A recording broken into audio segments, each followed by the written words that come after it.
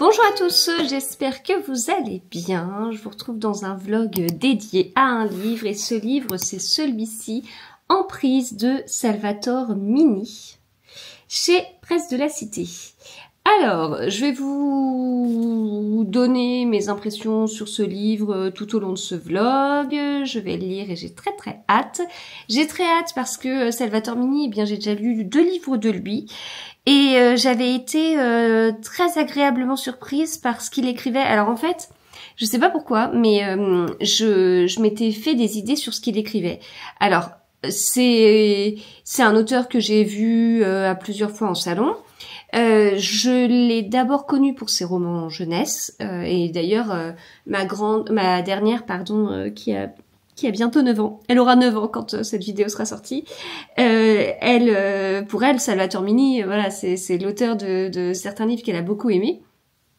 Et on regardait l'autre fois une émission très connue qui passe le week-end sur TF1. Il y avait un candidat qui chantait et qui s'appelait Salvatore.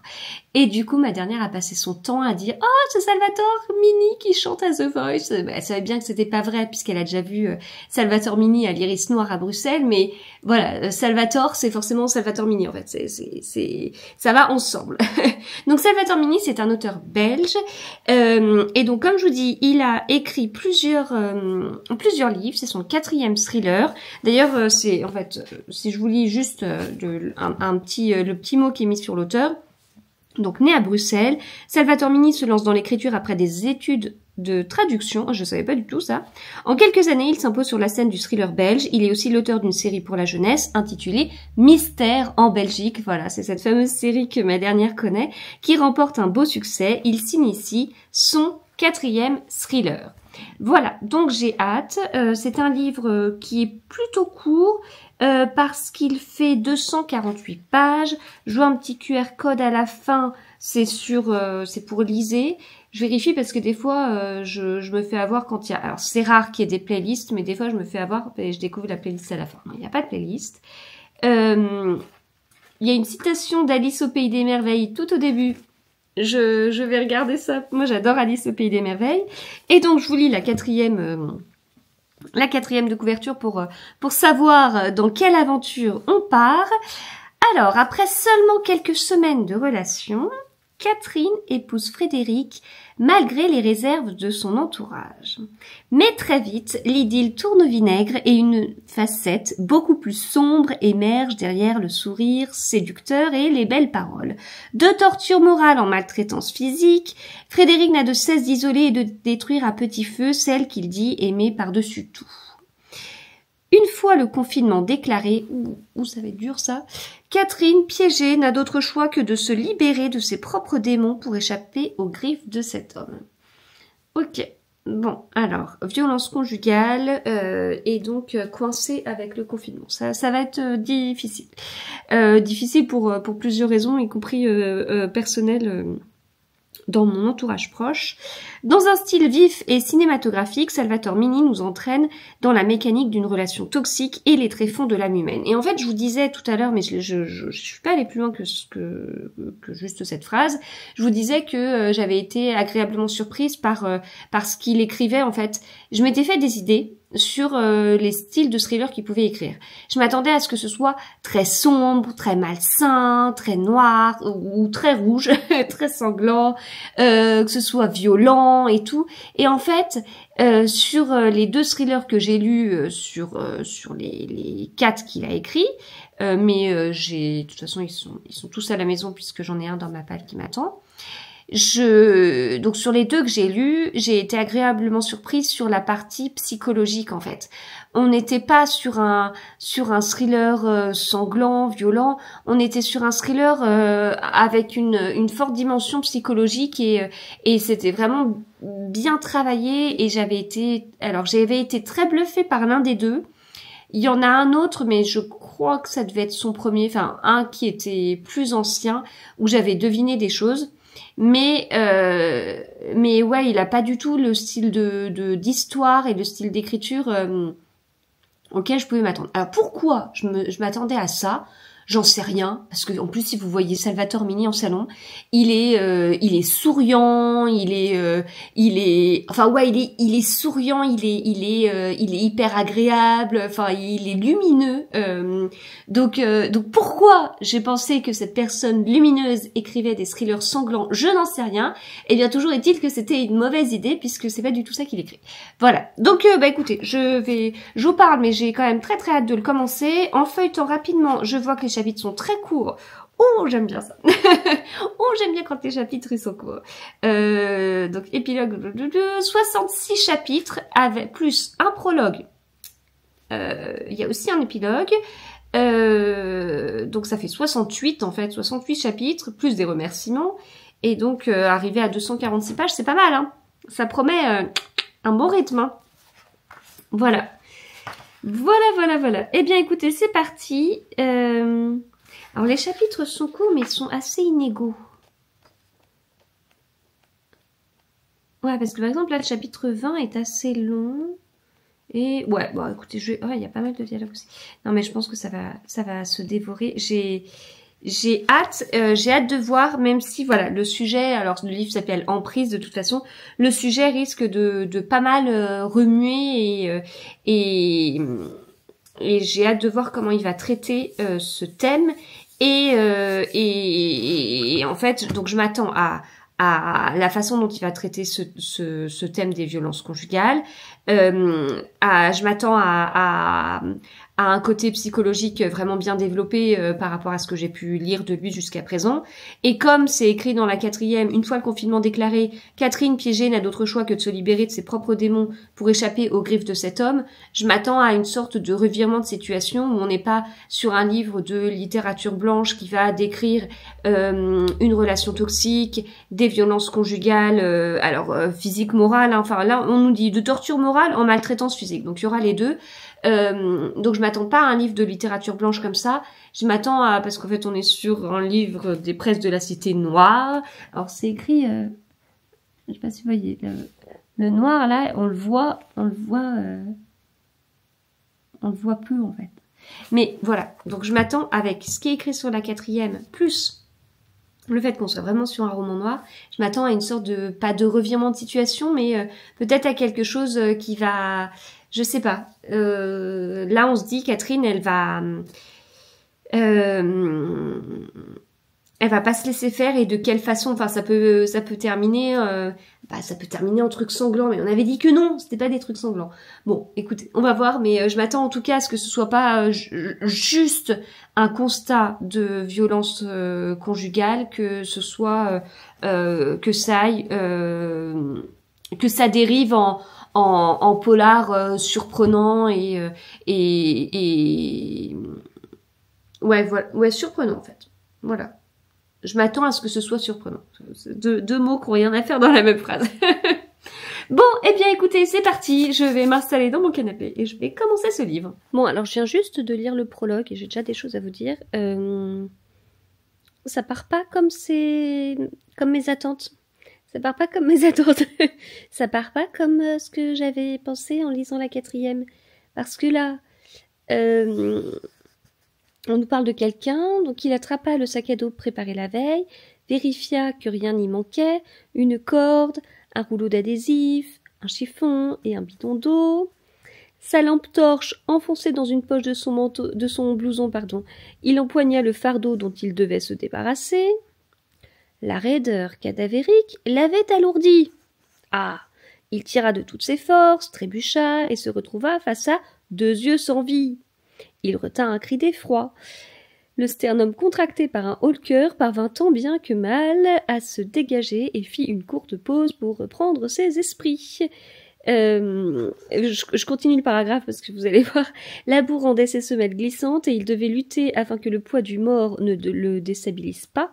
Tout en progressant vers la rivière, l'homme songea qu'il devrait nettoyer ses chaussures avant de rentrer chez lui, sans quoi sa femme risquait de poser des questions. Voilà, donc le coup du corps là, parce que c'est ça, hein, il lâcha le corps qui s'écrasa sur le sol dans un bruit sourd, et donc je ne l'avais pas vu venir. donc ouais, on est sur un polar. Ah, on est sur un polar. On va avoir des sujets sûrement, ceux qui sont annoncés sur la 4e, hein, puis je veux dire le titre du livre aussi, hein, sur des sujets qui vont être certainement prenants émotionnellement, mais il n'y a pas de souci, on est dans un polar, on a un corps dès le début. Alors, je vous retrouve, j'ai déjà lu 90 pages, parce que ça se dévore. Et il se dévore totalement. Donc, j'ai lu 90 pages pour l'instant. J'ai relevé déjà quelques citations. Déjà, comme je vous disais, il y a des... Je cherche mes mots. Il y avait au tout début une mention, je vous l'ai dit ça, qu'il y avait une mention à Alice au Pays des Merveilles. J'ai un doute. Si, je crois que je vous l'ai dit. Je l'ai dit sur Instagram en story, ça c'est sûr. Je pense que je vous l'ai dit. Et en fait, il y a d'autres passages avec d'Alice. Alors, soit des aventures d'Alice au Pays des Merveilles, soit de l'autre côté du miroir et ce qu'Alice y trouva. Et donc, il y a des petites citations parce que Catherine, en fait, elle... là j'ai un passage. Pour se rassurer, Catherine convoqua Alice, la petite fille courageuse et toujours prête à relever les défis qui la soutenaient depuis l'enfance dans les moments difficiles. Donc elle a des passages qu'elle connaît par cœur et qu'elle se dit. Là, en l'occurrence, le passage, c'est « Cette fois-ci, je suis sûre et certaine d'y parvenir », se dit-elle. Quand soudain, le sentier brusquement bifurqua et s'ébroua, c'est du moins le terme qu'employa par la suite Alice en racontant ce qui lui était arrivé. Et, à l'instant suivant, elle se trouvait bel et bien en train de franchir le seuil de la maison. « Oh, c'est trop fort !» s'écria-t-elle. « Je n'ai jamais vu une maison se mettre ainsi en travers de votre route. Non, jamais !» Voilà. Donc, il y a des petits passages comme ça. Et alors, donc on a ce prologue qui est très très fort. Alors c'est bien que je vous en reparle parce que je l'avais oublié. Je l'avais oublié et en fait, c'est pas la première fois, c'est pas le premier livre que je lis où on a un prologue qui n'a rien à voir avec la suite et que j'ai justement tendance à oublier parce que embarqué par la suite. Donc là, j'y pense parce que je sais que je vous en ai parlé, donc ça me revient. C'est vrai qu'il y avait ce prologue là quand même. Et donc en fait, on a là sur les 90 pages, on a ce qui est indiqué sur la 4e de donc Catherine et Frédéric. Frédéric qui montre son vrai visage. Alors il y a des choses. La 4e de couverture reste une 4e de couverture, reste un résumé du début, donc forcément, moi avec 90 pages, j'ai plus de détails. J'ai plus de détails sur l'entourage de Catherine, l'entourage proche, et dans l'entourage proche, en fait, c'est au niveau du travail. J'ai plus de détails sur le confinement et des choses en particulier que Frédéric lui fait vivre. Oui, c'est bon. Je veux quand même être sûre de parler français. Et donc ça fait froid dans le dos. Enfin, là, j'ai relevé un passage sur comment est Frédéric. Donc, page 53. Entre les remarques assassines, susurrées au creux de l'oreille et les insultes à peine voilées qu'il était capable de lui lancer, Catherine avait fini par gommer tout ce qui faisait sa personnalité. Peut-être avait-il raison. Peut-être était-elle trop exubérante, peut-être, sans le vouloir, avait-elle tendance à l'éclipser. Et il y a un autre passage dans un dialogue. Je ne suis pas spécialiste, mais d'après ce que j'ai lu, ton Frédéric pourrait être un pervers narcissique. Et ta belle histoire risque de très mal se terminer. Il t'a isolé, il te rabaisse, il te ment, et je suis convaincue qu'il te frappe. Tu n'as plus confiance en toi, la preuve, tu ne veux même plus te battre pour le poste de responsable grand compte. Pars avant qu'il ne soit trop tard, s'il te plaît, crois-moi, je te soutiendrai. Voilà, et ça arrive plus tardivement. Mais bon, c'est pas une grande révélation puisque on voit, vous voyez très bien vers quoi on est. Donc ça, c'est une personne extérieure au couple qui dit ça à Catherine, sauf que nous, on est avec Catherine. Et c'est pas raconté à la première personne, hein, mais on suit ce qu'elle vit. Et en fait, quand on voit ce qu'elle entend d'une proche et ce qu'elle vit, on se dit que je m'attendais pas à ce qu'elle vive ça, en fait, sur des points précis. Bah, son ami a pas tort, hein, clairement, hein, mais vous allez avoir des exemples précis en fait. Voilà, donc ça se dévore en fait dans le sens où bah là on est dans le confinement, le temps passe vite, on suit pas le couple tous les jours, il y a des sauts dans le temps, des moments où tiens ils apprennent ce qui se passe en Italie, enfin je pense que on est beaucoup à avoir ça en tête quand l'Italie a été confinée. Alors bon, en l'occurrence ça se passe en Belgique, donc ça se passe en France, mais ce moment où l'Italie est confinée et on se dit c'est bientôt pour notre pomme en fait. On va vivre pareil, on va vivre la même chose. Donc faut qu'on s'y attende. Donc là justement il y a cette partie où ils sont où ils apprennent pour l'Italie, puis ils sont confinés, puis ils le sont pendant un long moment. Voilà, ça avance comme ça avec des sauts dans le temps, avec des moments très précis. Avec on voit Catherine qui s'efface, fond, plein de choses. Et puis en fait, on voit quelque chose de très précis qui va se passer et quelque chose de très précis que Frédéric va lui faire subir en fait. Donc c'est on n'a pas tout ce qu'elle vit. On ne peut que le supposer, mais on voit cette partie un peu d'escalade et ouais ça. Je sais pas, ça fait froid dans le dos. Ça fait froid dans le dos. Mais là, comme je vous dis, je ne suis qu'à... Enfin, le livre est pas long, mais j'en suis même pas à la moitié, puisque oui, le livre fait 150 pages, et moi j'en suis qu'à la page 90. Donc, j'en suis pas à la moitié. Un peu plus du tiers. Et on a déjà tout ça qui est bien établi. Donc, bah forcément... Entre ce prologue qu'il ne faut pas oublier, et puis quelque part le contrat est rempli par rapport à ce qu'on lit sur la 4e de couverture. Du coup, bah maintenant, je vais m'attendre à ce que ça bouge un peu en fait, parce que, enfin c'est pas que ça bouge pas, hein, parce que je vous dis c'est un vrai page turner, mais l'histoire, elle ne peut pas rester à ce stade-là tout au long du livre. Il va falloir que le prologue ait un sens avec la suite. Il va falloir que on voit pourquoi Catherine n'a d'autre choix que de se libérer de ses propres démons pour échapper aux griffes de cet homme. Il va falloir voir comment elle va faire ça. Voilà. Donc là, j'avance bien dans l'histoire. C'est hyper prenant, c'est hyper bien décrit, c'est révoltant. Le fait de faire des sauts dans le temps, je trouve que c'est hyper bien parce que ça évite d'avoir un rythme lent justement. Mais en tout cas, tout est installé et je vais voir quand est-ce que l'auteur va prendre un virage, un moment ou quelque chose. Enfin, voilà. Mais voilà, c'est ce à quoi je m'attends pour la suite. Mais vraiment, c'est très bien. Pour l'instant, c'est vraiment très bien écrit, très bien décrit, très bien rythmé. Donc voilà, pour l'instant, écoutez, je suis conquise par ces 90 pages et puis je vais... oui, alors, je me suis réellement arrêtée à la page 90 où il y a un... Alors, c'est pas une fin de chapitre, pour ceux qui ont le livre entre les mains, c'est pas une fin de chapitre, c'est surprenant de me connaissant, c'est une fin de paragraphe.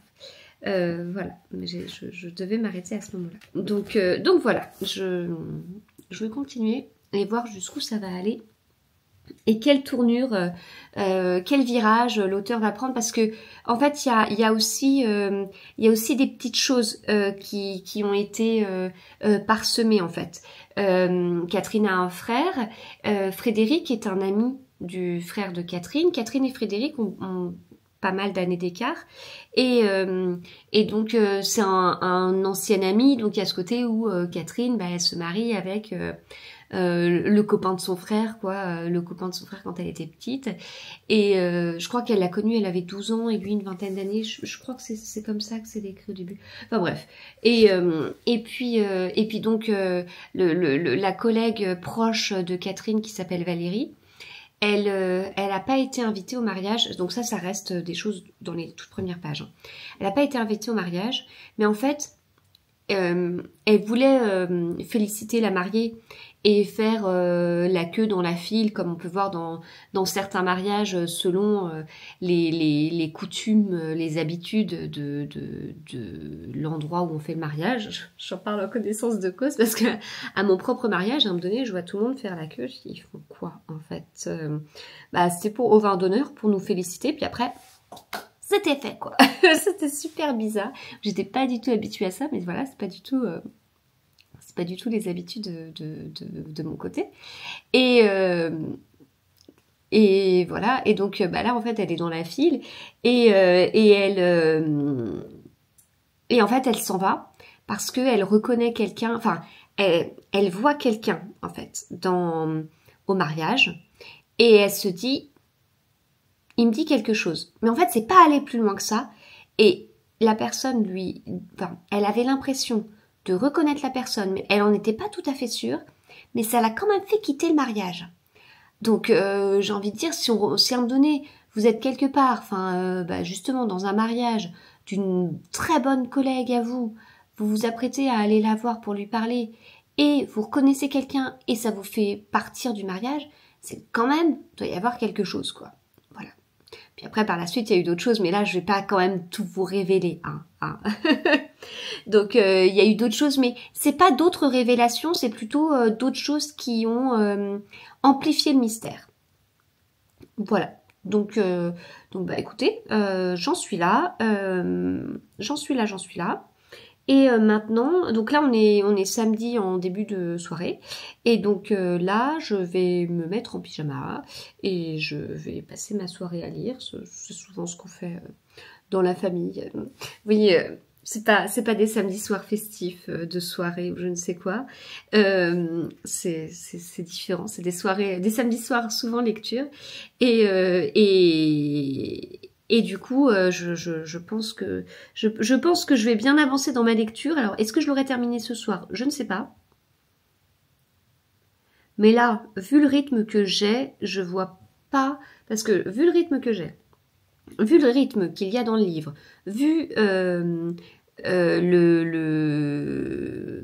vu le rythme, vu du coup la vitesse à laquelle j'avance grâce à ce rythme, je pense que en fin de soirée, soit je l'aurais terminé, soit je serais pas loin de le terminer, mais du coup tellement pas loin que je pousserai encore davantage pour le finir. Donc il y a de grandes chances quand même pour que je le finisse ce soir. Voilà, donc je vous donnerai mon avis soit ce soir, soit demain. Bon, après, vous me connaissez, vous savez que quand je suis pas maquillée et tout, j'aime pas trop me filmer, donc je cacherai un bout de mon visage pour vous donner,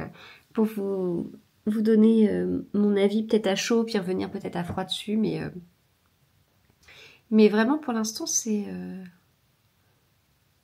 vraiment bien. C'est vraiment très très bien. Voilà, à plus tard. Alors je viens juste de terminer en prise.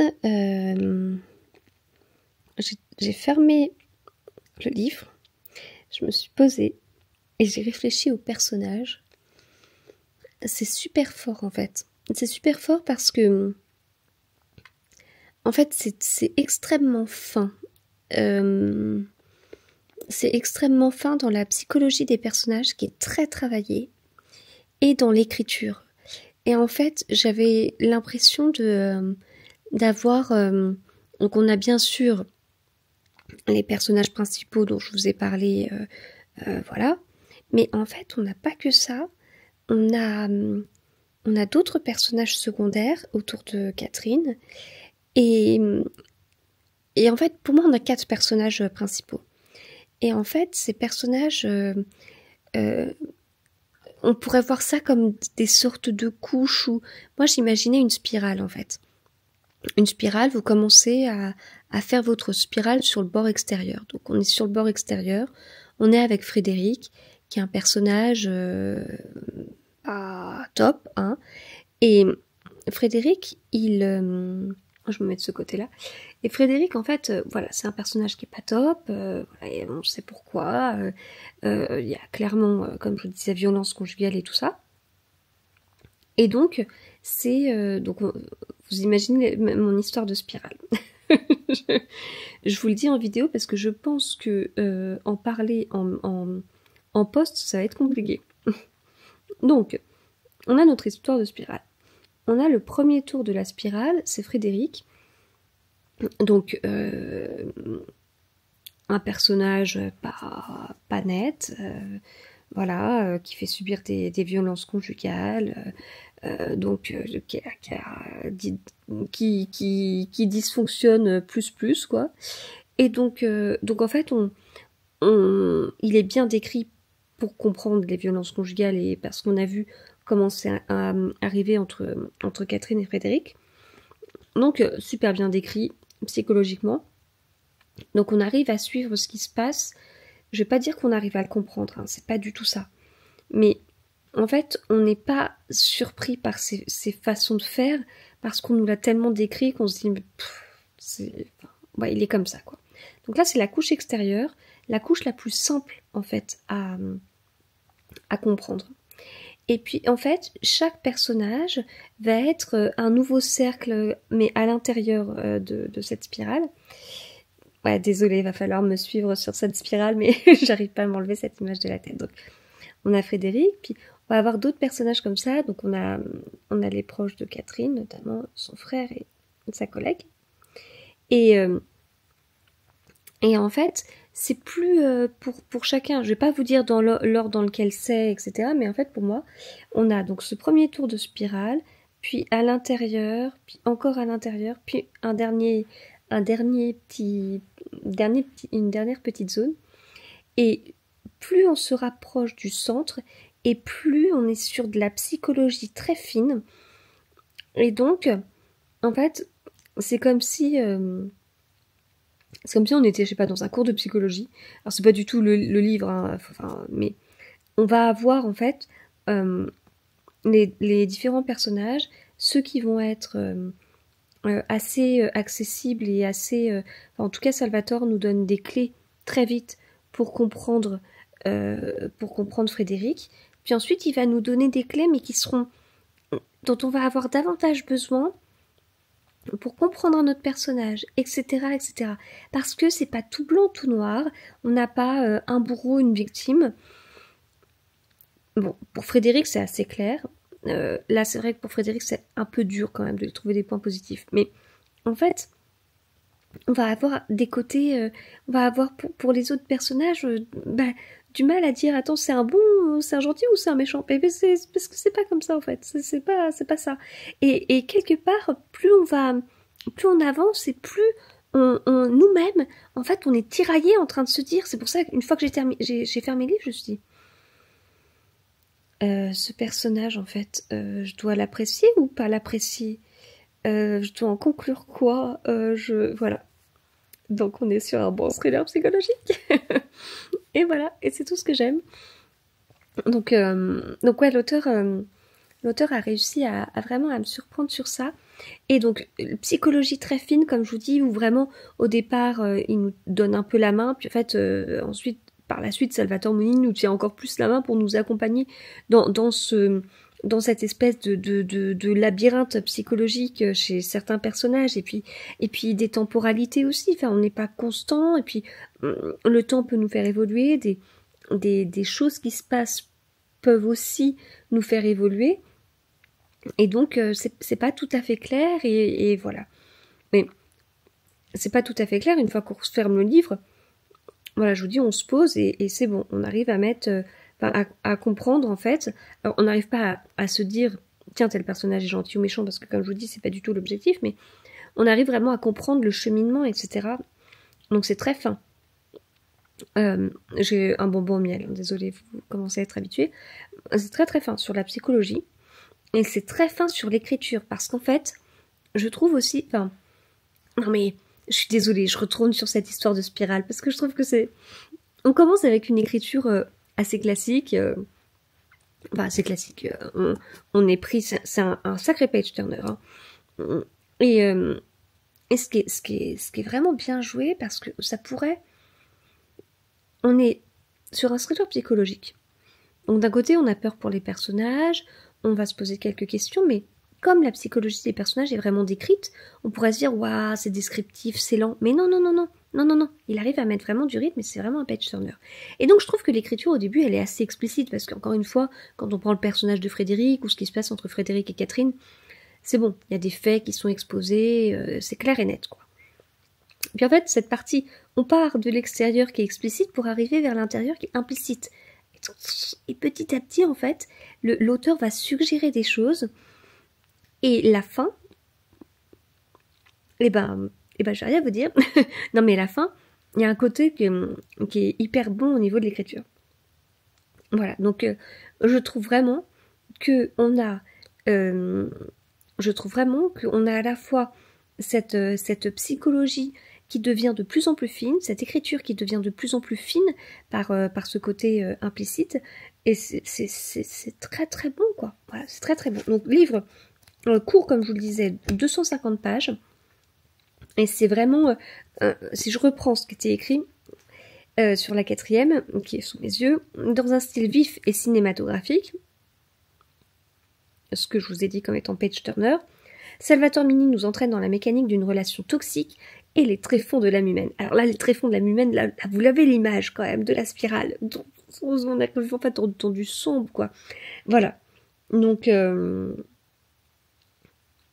était très très bon. Vraiment très très bon. Mais il a un truc quand même. Sur la psychologie des personnages, il y a vraiment un don. Je trouve ces livres meilleurs à chaque fois, en fait.